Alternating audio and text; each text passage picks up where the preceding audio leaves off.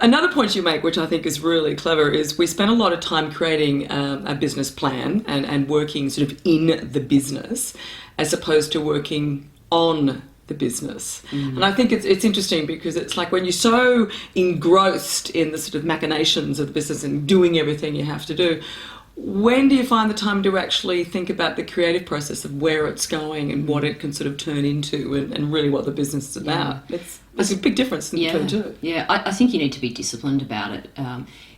I spend the first of every month sitting down for half a day to go through some standard questions to sort of check in and make sure my business is where I want it to be. If it's not, what went wrong and how can I readjust or pivot to make a difference? Or if I am tracking really well, should I be trying to track to a more substantive goal? So I think it's just having that discipline to sit down and really check in. And it's whatever works for you. It might be going away for a weekend. It might be just taking half a day and being in the office, or perhaps it's not being in the office. It's whatever works for you so that you can really get away from the phone and the interruptions in the day-to-day. Yeah, to find some thinking space. Yeah, well, your business isn't going to be successful, whatever that means for you, if you just go about day-to-day, every day. You've got to give thought to it, you've got to be specific, and you've got to have, particular goals that you're aiming to achieve. The funny thing is that I think thoughts is when you've got a bit of clarity, or thoughts of clarity is when you've actually...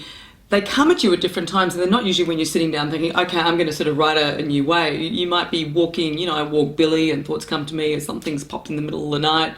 So it's just being mindful that you've got to give yourself thinking space. And I think having the phone in our hand the entire time and going back on social media, we never give ourselves the time to just stop everything, do we? Yeah, and I think it's important. Like, I try to go for a walk and make sure I stay disconnected during that time. So the phone stays at home. I'm not taking a photo of the water or whatever it is that I see and posting it. It's just checking out and wandering around, and then that's when some of your good ideas can come to you. Likewise, in the middle of the night, so have that notepad next to the bed because you want to get it out and onto paper so you remember it the next day.